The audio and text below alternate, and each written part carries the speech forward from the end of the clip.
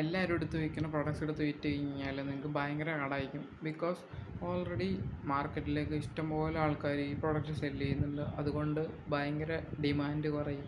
Supply കൂടുമ്പോൾ demand കുറയും. ഇതുപോലെയാണ് എല്ലാ ബിസിനസ്സുകളും വർക്കാവുന്നത്. ഒരു ബിസിനസ് സക്സസ് ആവുമ്പോൾ സ്വാഭാവികമായിട്ടും എല്ലാവരും ഇതുപോലെ തന്നെ സ്റ്റാർട്ട് ചെയ്യും. അപ്പോൾ എന്ത് ചെയ്യും? അതിൻ്റെ സപ്ലൈ കൂടും, അപ്പോൾ ഡിമാൻഡ് കുറയും.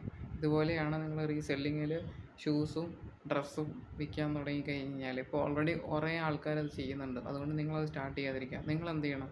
ഇതുവരെ ആരും ചെയ്യാത്ത പ്രൊഡക്ട്സ് എന്തൊക്കെയാണെന്ന് കണ്ടുപിടിക്കണം. അതായത് കിച്ചൺ പ്രൊഡക്ട്സ്, അതുപോലെയുള്ള ഏതെങ്കിലും ഒരു നീഷ് പ്രൊഡക്ട്സ് എന്തെങ്കിലും ഫൈൻഡ് ഔട്ട് ചെയ്തിട്ട് അതിൻ്റെ സപ്ലൈസിനെ കണ്ടുപിടിച്ചിട്ട് അവിടെ നിന്ന് റീസെല്ലിങ് സ്റ്റാർട്ട് ചെയ്യുക. അല്ലെങ്കിൽ റീസെല്ലിങ്ങോ ഡ്രോപ്പ് ഷിപ്പിങ്ങോ എന്താണെങ്കിലും അങ്ങനെ നിങ്ങൾ ഫൈൻഡ് ഔട്ട് ചെയ്ത് കഴിഞ്ഞാൽ നിങ്ങൾക്ക് മാർക്കറ്റിൽ ഭയങ്കര ഈസി ആയിട്ട് ക്യാപ്ചർ ചെയ്യാൻ പറ്റും. ഇല്ലെങ്കിൽ നിങ്ങളുടെ അടുത്ത് പ്രൊഡക്റ്റിൻ്റെ ഇത് പറയാൻ നേരത്തെ നിങ്ങളുടെ അടുത്ത് ചോദിക്കും, ഈ പ്രൊഡക്റ്റ് ഞാൻ വേറെ സ്ഥലത്ത് ഇതിനെ വില കുറച്ച് കണ്ടല്ലോ